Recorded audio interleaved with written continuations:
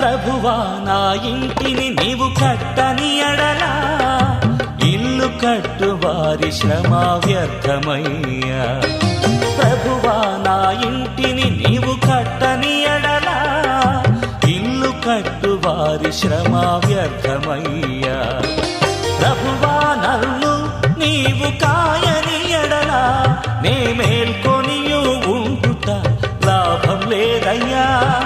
కాయుము నన్ను కాపాడుము నన్ను నీ పాదమే నాకు శరణం దేవా. శరణం దేవా నీ చరణం నాకు చాలును దేవా నీ కృప నాకు. శరణం దేవా నీ చరణం నాకు చాలును దేవా నీ కృప నాకు. ప్రభువా నా ఇంటిని నీవు కట్టని ఎడలా. ఓ దేవా, లోకములోని ప్రజలెల్లరూ నీ దివ్య నామమును సన్నతింతురు. పితా పుత్ర పవిత్రాత్మ నామమున ఆమేన్. మన ప్రభు అయిన యేసుక్రీస్తు కృప, సర్వేశ్వరుని ప్రేమ, పవిత్రాత్మ సహవాసము మీ అందరితో నుందురుగాక. మీ ఆత్మతోనూ ఉండునుగాక. ప్రియ దేవుని బిడ్డలారా, విశ్వాసులారా, శోధనలు అనేవి మానవ జీవితంలో సహజం. ప్రతి మానవుడు శోధనకు గురి అవ్వక తప్పదు. మన జీవితాలలో మాత్రమే కాదు, యేసుక్రీస్తు జీవితంలో కూడా అనేకమైనటువంటి శోధనలు వచ్చినవి. ప్రత్యేకంగా ఈనాటి సువిశేషంలో చూసుకున్నట్లయితే యేసుక్రీస్తు 3 సార్లు శోధింపబడ్డారు. మొదటిగా యేసుక్రీస్తు జ్ఞానస్నానం స్వీకరించిన తర్వాత ఎడారికి కొనుపోబడినప్పుడు సైతాను యేసుక్రీస్తు దగ్గరకు వచ్చి, నీవు దేవుని కుమారుడు అయినచో ఈ రాళ్లను రొట్టెగా మార్చుము అని అన్నప్పుడు యేసుక్రీస్తు తాను మానవుడు కేవలము రొట్టె వలన మాత్రమే కాదు, దేవుని నోటి నుండి వచ్చు ప్రతి ఒక్క వాక్కు వలన జీవించును అని ప్రత్యుత్తరమిచ్చారు. కావున యేసుక్రీస్తు తాను చేసినదంతయు కూడా తాను స్వార్థం వలన చేయలేదు. 40 రోజులు ఉపవాసం ఉండి 40 రాత్రులు ఉపవాసం ఉండి ఆకలిగా ఉన్నాడని సైతాను గ్రహించి వెంటనే వచ్చి యేసుక్రీస్తును శోధిస్తూ ఉన్నది. అటువంటి సందర్భంలో యేసుక్రీస్తు తాను అహంకారంతో ఉండలేదు, స్వార్థంతో ఉండలేదు, కానీ దేవుని యొక్క వాక్యాన్ని చాటుతూ ఉన్నారు. దేవుడు ఏ విధంగానైతే తన యొక్క ప్రజలను కాపాడుతూ ఉన్నారో, యేసుక్రీస్తును తన యొక్క తండ్రి దేవుడు కాపాడుతూ ఉన్నాడు. క్రీస్తు దేవుడైనప్పటికీ కూడా, అధికారం ఉన్నప్పటికీ కూడా, శక్తి ఉన్నప్పటికీ కూడా సైతానికి లొంగిపోకుండా తాను చక్కగా సైతానుకు సమాధానమిస్తూ ఉన్నారు. దేవుని కుమారుడు అని సైతానుకు తెలుసు, అయినా కానీ దేవుడిని శోధిస్తూ ఉన్నది. నీవు దేవుని కుమారుడు అయినచో ఈ రాళ్లను రొట్టెగా మార్చుము అని. ఆకలిగా ఉన్నాడు కదా యేసుక్రీస్తు అని సైతాను సిద్ధంగా ఉండి శోధిస్తూ ఉన్నది. రెండవదిగా, యేసుక్రీస్తును మరలా పవిత్ర నగరంలో ఉన్నటువంటి దేవాలయ శిఖరం పైన నిలువబడి, ఇదిగో ఇక్కడ నుంచి కిందకు దూకుము,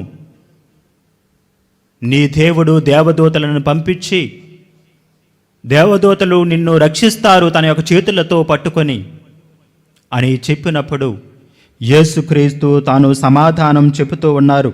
ఇదిగో ఈ విధంగా లేఖమునందు రాయబడి ఉన్నది. తిరిగి సైతాను, నీవు ఏ విధంగానైతే నీ దేవుడును ఆరాధిస్తూ ఉన్నావో నన్ను కూడా ఆరాధించు అని మూడవసారి శోధిస్తూ ఉన్నది. అయినప్పటికీ కూడా యేసుక్రీస్తు లొంగిపోకుండా పవిత్ర గ్రంథములో ఉన్నటువంటి చక్కటి వాక్యాలను సైతానుకు విన్నవిస్తూ ఉన్నారు. మన జీవితాలలో కూడా అనేకమైనటువంటి శోధనలు వస్తూ ఉంటాయి. మన స్నేహితుల వల్ల కానీ, బంధువుల వల్ల కానీ, తల్లిదండ్రుల వల్ల కానీ ఇవన్నిటినీ కూడా ఏ విధంగా ఎదుర్కోవాలి అంటే, మనము ప్రాత నిబంధనలో చూసుకున్నట్లయితే మనం కొంతమంది దగ్గర నుంచి నేర్చుకోవచ్చు ఏ విధంగా ఉండకూడదు, ఏ విధంగా శైతాను శోధనకు లొంగిపోకూడదు అని.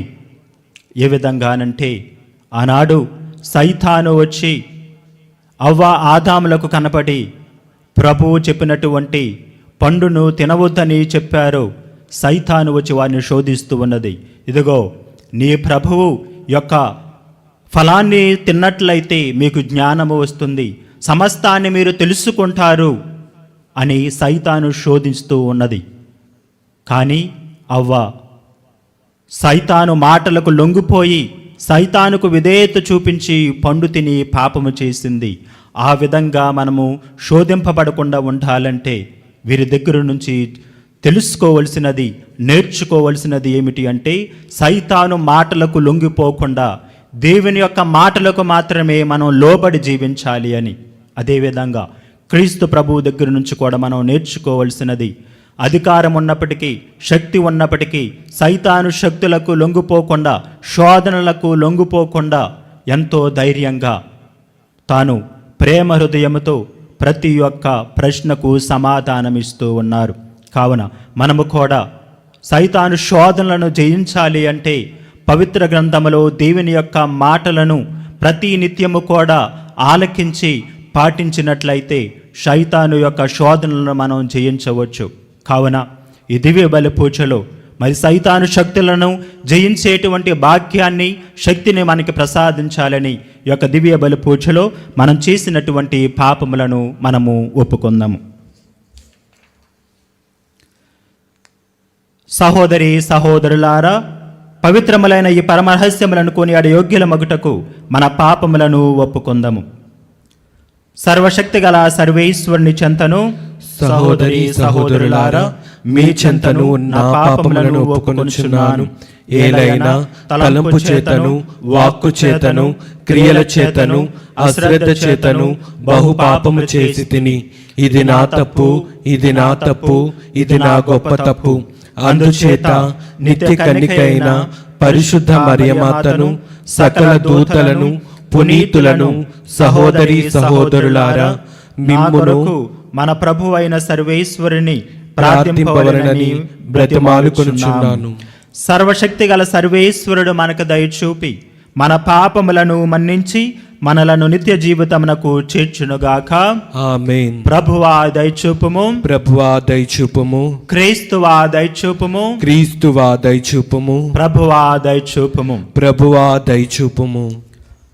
ప్రార్థించుదము. సర్వశక్తిగల నిత్య సర్వేశ్వర, నీవు ఇహపరములను రెండింటినీ పరిపాలించుచున్నావు. నీ అందు విశ్వాసముతో నీ చెంతకు వచ్చిన మమ్ములను కనికరించి మా ప్రార్థనలను ఆలకింపుము. ఈ ప్రపంచములో స్థిరమైన ప్రేమ బంధములు నెలకొనున్నట్లును నిజమైన శాంతి సమాధానములు వెల్లవిరియునట్లును అనుగ్రహింపుము. నీతోనూ పవిత్రాత్మతోనూ కలిసి యుగయుగములు జీవించు పాలించు నీ కుమారుడును మా నాథుడైన యేసుక్రీస్తు ద్వారా ఈ మనవి చేయుచున్నాము. ఆమేన్. మొదటి పట్టణము అపోస్తల కార్యములు 14వ అధ్యాయము 5వ వచనము నుండి 18వ వచనం వరకు. అప్పుడు అన్యులు యూదులు వారి నాయకులతో కలిసి అపోస్తులను బాధించి రాళ్లతో కొట్టుటకు ప్రయత్నించిరి. అపోస్తులు ఈ విషయమును తెలుసుకొని లికోనియాలోనున్న లిస్రా, దెర్బా పట్టణములకును చుట్టుపట్ట ప్రాంతములకును పారిపోయి అక్కడ సువార్తను బోధించిరి. లిస్త్రాలో నడువ శక్తి లేని కుంటివాడు ఒకడు కూర్చుండి ఉండెను. అతడు పుట్టుకతోనే కుంటివాడు, ఎన్నడూనూ నడువలేదు. అతడు పౌలు మాటలను ఆలకించుచుండెను. పౌలు వానిని గమనించి ఆరోగ్యము పొందదగిన విశ్వాసము కలవాడని గ్రహించి ఉండుటచే సూటిగా వాని వంక చూచి, నీవు లేచి నీ కాళ్లపై నిలువబడము అని బిగ్గరగా పలికెను. వెంటనే అతడు గంతులు వేసి నడువనారంభించెను. పౌలు చేసిన ఆ పనిని చూచి అక్కడ జనసమూహములు, దేవుళ్ళు ఈ మనుష్య రూపములో మన యొద్దకు వచ్చిరి అని లికోనియా భాషలో బిగ్గరగా అరవనారంభించిరి. అప్పుడు వారు బర్నబాకు బృహస్పతి అనియు, పౌలు ప్రధాన ప్రసంగి కావున అతనికి బుధుడు అనియు పేర్లు పెట్టిరి. ఆ పట్టణములకు ఎదురుగా బృహస్పతి ఆలయము ఒకటి కలదు. అచ్చటి పూజారి పట్టణ ముఖర ద్వారము యొద్దకు గిత్తలను పూలమాలలను తీసుకొని వచ్చి జనులతో కలిసి బలి అర్పింప తలంచెను. అది విని బర్నబా, పౌలులు తమ దుస్తులను చింపుకొని జనసమూహముల మధ్యకు పరిగెత్తుకొని వచ్చి, ఓ ప్రజలారా, మీరు ఎందుకు ఇట్లు చేయుచున్నారు? మేము కూడా మీ వలనే మానవ మాతృలమే గదా. ఆకాశమును, భూమిని, సముద్రమును, వానిలో ఉండు సమస్తమును సృష్టించిన సజీవుడైన దేవుని వైపునకు ఈ ప్రయోజనము లేని మూఢాచారముల నుండి మిమ్మును మరల్చి సువార్తను మీకు ప్రకటించుటకు మేము ఇచ్చటకు వచ్చి ఉన్నాము. పూర్వకాలములో దేవుడు సమస్త జాతులను వారి ఇష్టానుసారము జీవింపనిచ్చెను. ఆయన ఆకాశము నుండి వర్షము ఒసగి సకాలములో పంటలను పండించి మీకు ఆహారమునిచ్చి మీ హృదయములను ఆనందముతో నింపుట మొదలగు మేలు చేయుట ద్వారా తమకు తాము సాక్ష్యమును ఇచ్చియుండెను అని ఎలుగెత్తి పలికిరి. ఈ మాటలతో అపోస్తలులు ఆ జనసమూహములను తమకు బలినర్పించు యత్నము నుండి అతి కష్టము మీద మరల్పగలిగిరి. ఇది ప్రభువాక్కు. సర్వేశ్వరునికి వందనములు.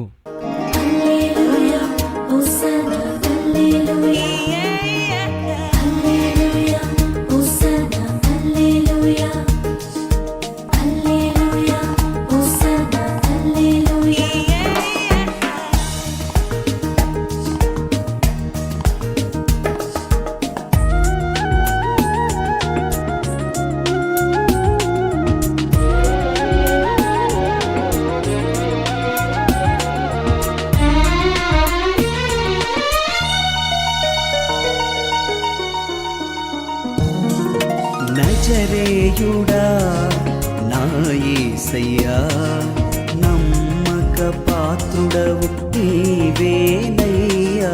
నజరేయుడా నా యేసయ్యా, నమ్మక పాత్రుడవు నీవేనయ్యా.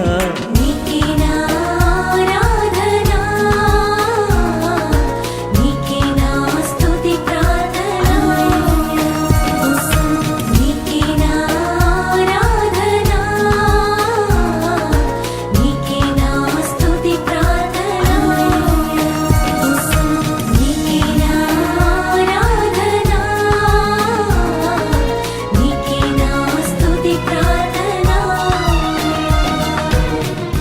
ప్రభు మీతో నుందురుగాక.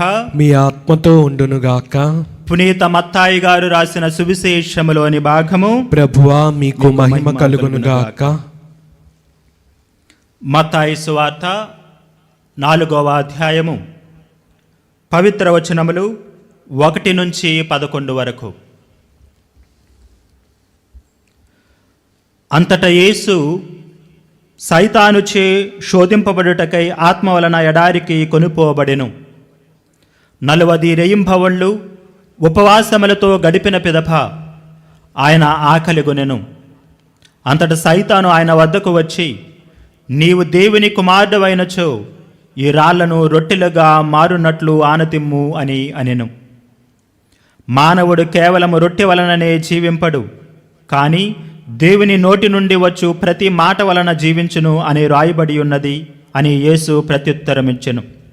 పిమ్మట సైతాను ఆయనను పరిశుద్ధ నగరములోని దేవాలయ శిఖరమున నిలిపి, నీవు దేవుని కుమారుడవైనచో క్రిందకి దుముకుము, ఎలయనా ఇట్లు రాయబడి ఉన్నది, నిన్ను గూర్చి దేవుడు తన దూతలకు ఆజ్ఞ ఇచ్చెను, నీ పాదమైనను రాతికి తగలకుండా నిన్ను వారు తమ చేతులతో ఎత్తుపట్టుకొందురు అని పలికెను.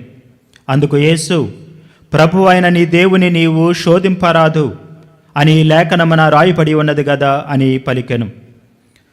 తిరిగి సైతాను యేసును మిక్కిలి ఎత్తైన పర్వత శిఖరమున చేర్చి భువి అందలి రాజ్యములన్నింటినీ వాటి వైభవమును చూపి, నీవు సాష్టాంగపడి నన్ను ఆరాధించిన ఎడల నీకు ఈ సమస్తమును ఇచ్చెదను అనెను.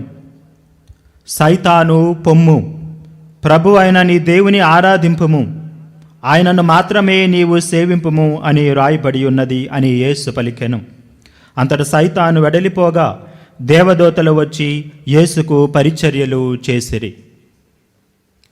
ఇది క్రీస్తుని సువిశేషము. క్రీస్తువా మీకు స్తుతి కలుగునుగాక.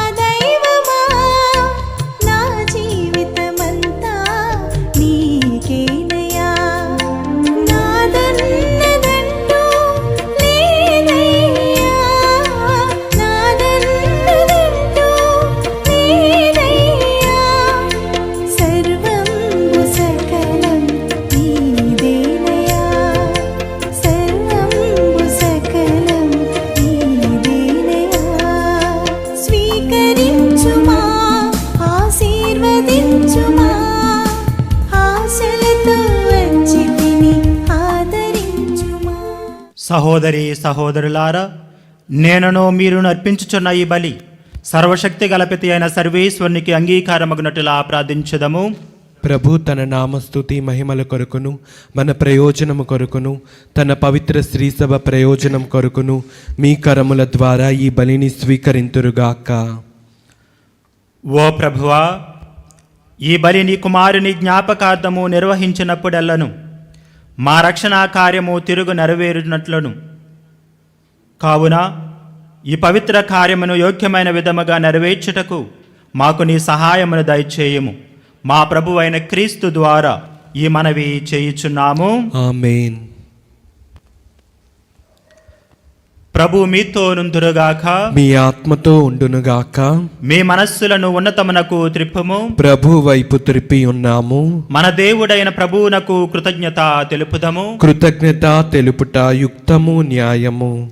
ప్రభు అయిన దేవా, పావన పిత, సర్వశక్తి గల నిత్య సర్వేశ్వర, మేము ఎల్లప్పుడూ ఎచ్చోటను నీకు కృతజ్ఞతావందనములు మా ప్రభు అయిన క్రీస్తు ద్వారా చెల్లించుట యుక్తము, న్యాయము, ధర్మము, రక్షణదాయకము. మానవునికి సాయము చేయుట కొరకు నీవు దైవత్వముతో మా మధ్యకు వచ్చితివి. దానిని మేము ప్రత్యక్షముగా చూడగలుగుచున్నాము. ఇది అపారమైన నీ ఘనతకు గుర్తు. అంతయే కాక మా పతనమునకు కారణమైన మానవ రూపమును మాకు పరిష్కారముగా నుండా చిత్తగించితివి. ఈ రీతిగా మా పతన హేతువైన మానవ రూపముననే మా రక్షణ సాధనముగా రూపొందించి మా ప్రభువైన క్రీస్తు ద్వారా మాకు రక్షణ చేకూర్చితివి. మనిషిని తిరిగి నీతో సఖ్యపరుచుకొంటివి. అతని ద్వారా నిరతము నీ సమక్షములో ఆనందించుచున్న దూతల బృందము నీ వైభవమును ఆరాధించుచున్నది. వారితో మా స్వరములను ఏకము చేయ అనుగ్రహింపుడు అని వేడుకొనుచు నిన్ను నిరతము స్తుతించుట ఎట్లనగా, దళాధిపతి అయిన సర్వేశ్వరుడు పవిత్రుడు పవిత్రుడు పవిత్రుడు, పరలోకమును భూలోకమును మీ మహిమతో నిండి ఉన్నవి. మహోన్నతమున హోసన్న. ప్రభు నామమున వేంచేవారు ధన్యులు. మహోన్నతమున హోసన్న. ఓ ప్రభువా, నీవు నిక్కముగా పవిత్రుడవు, సర్వ పవిత్రతకు ఓటయు నీవే. కనుక నీ పవిత్ర ఆత్మ ద్వారా ఈ కానుకలను పరిశుద్ధపరచ బ్రతిమాలుచున్నాము. ఈ విధమున ఇవి మా కొరకు మా ప్రభువైన యేసుక్రీస్తు శరీర రక్తములు అగునుగాక. అతడు శిలువ శ్రమలకు తనను తాను ఇష్టపూర్తిగా అప్పగించుకొనినప్పుడు అప్పమునందుకొని కృతజ్ఞతావందనములు చెప్పి త్రుంచి శిష్యులకిచ్చుచు ఇట్లా నేను, మీరందరూ దీనిని తీసుకొని భుజింపుము. ఏలయనా ఇది మీ కొరకు అప్పగింపబడనున్న నా శరీరము.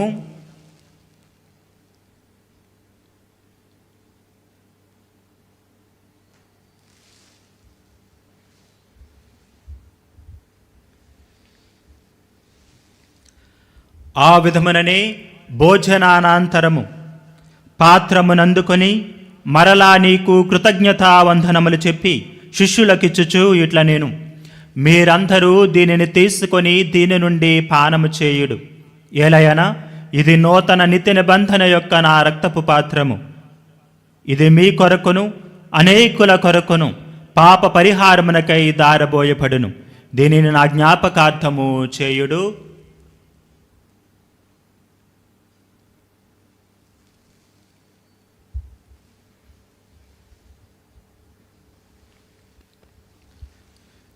ఇది విశ్వాస రహస్యము. ప్రభువా, మేము నీ మరణం ప్రకటించదము, మీ ఉత్థానమును చాటెదము.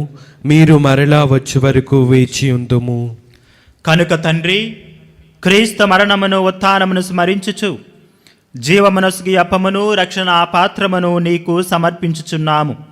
నీ సమూహమున నిలిచి నీకు పరిచర్య చేయుటకు మమ్ము పాత్రలోనిగా చేసినందుకు నీకు వందనములు తెలుపుచున్నాము. క్రీస్తు శరీర రక్తముల యందు పాలువారమగు మమ్ము పవిత్ర ఆత్మ ద్వారా ఐక్యపరచమని బ్రతిమాలుచున్నాము. ఓ ప్రభువా, ప్రపంచమంతటా వ్యాపించి ఉన్న నీ శ్రీ సభను జ్ఞాపకముంచుకొనుము. మా ఫ్రాన్సిస్ జగద్గురువును, మా జయరావు పీఠాధిపతిని, గురువులందరితో పాటు మమ్మను నీ ప్రేమయందు పరిపూర్ణులను చేయుము. ఉత్థానమగదన్ని నమ్మకతో చనిపోయిన మా సహోదరి సహోదరులను, నీ కనికరమందు చనిపోయిన వారందరినీ జ్ఞాపకముంచుకొనుము. వారిని నీ దివ్య ప్రకాశములోనికి చేర్చుకొనుము. మా అందరిపై దయచూపి దేవుని కన్యతలయగు మరియమాతతోనూ పునీత పౌస్తులతోనూ ఆది నుండి నీకు సేవ చేసిన పుణ్యాత్ములందరితోనూ మాకు నిత్య జీవితంలో భాగమును దయచేయము. అప్పుడు వారితో కలిసి మేము నీ కుమారుడగు యేసుక్రీస్తు ద్వారా నిన్ను స్తుతించి మహిమపరచుదము.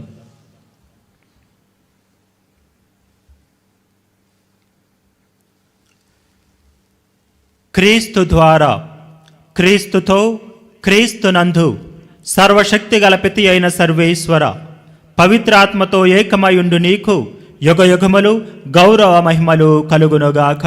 ఆమేన్.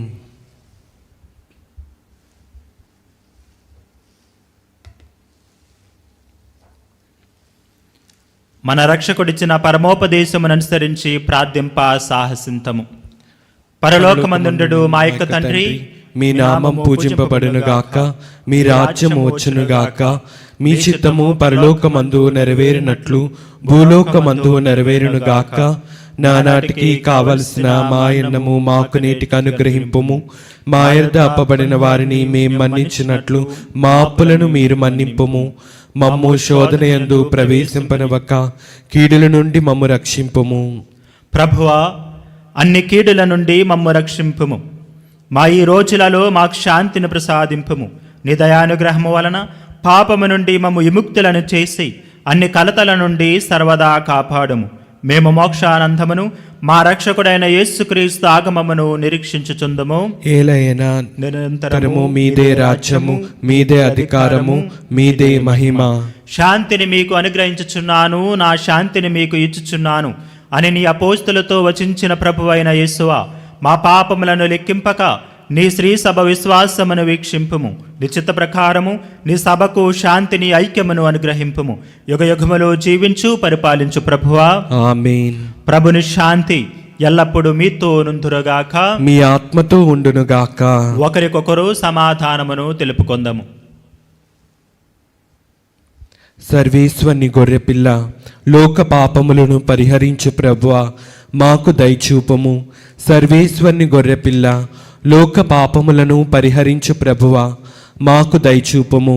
సర్వేశ్వరుని గొర్రెపిల్ల, లోక పాపములను పరిహరించు ప్రభువా, మాకు శాంతిని దయచేయము.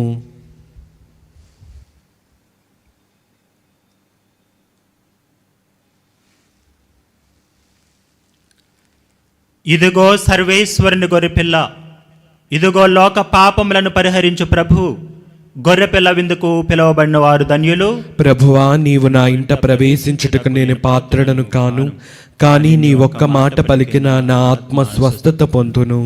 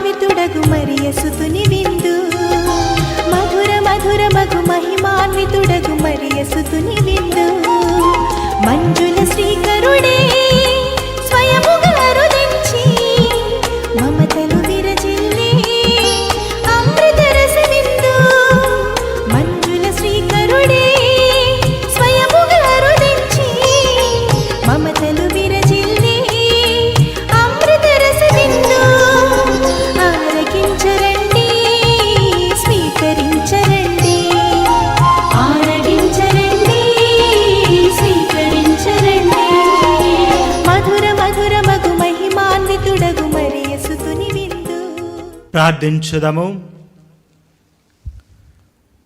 ఓ ప్రభువా, నీ ప్రేమ స్వరూపమైన పరిశుద్ధాత్మను మాపై కృమ్మరింపుము. నీవు స్వర్గాహారముతో పోషించిన వారు ఏక మనస్సు, ఏక హృదయము కలిగి శాంతి సమైక్యాభావములతో జీవించినట్లు అనుగ్రహింపుము. మా ప్రభువైన క్రీస్తు ద్వారా ఈ మనవి చేయుచున్నాము. ఆమేన్. ప్రభు మీతో నుందురుగాక, మీ ఆత్మతో ఉండునుగాక. సర్వశక్తి గల సర్వేశ్వరుడు పితా, పుత్ర, పవిత్రాత్మ మిమ్ము ఆశీర్వదించునుగాక. ఆమేన్. దివ్య బలి పూజ సమాప్తమైనది. సమాధానముతో వెళ్ళి క్రీస్తు ప్రభుని యొక్క ప్రేమలో, సేవలో జీవించండి. సర్వేశ్వరునికి వందనములు.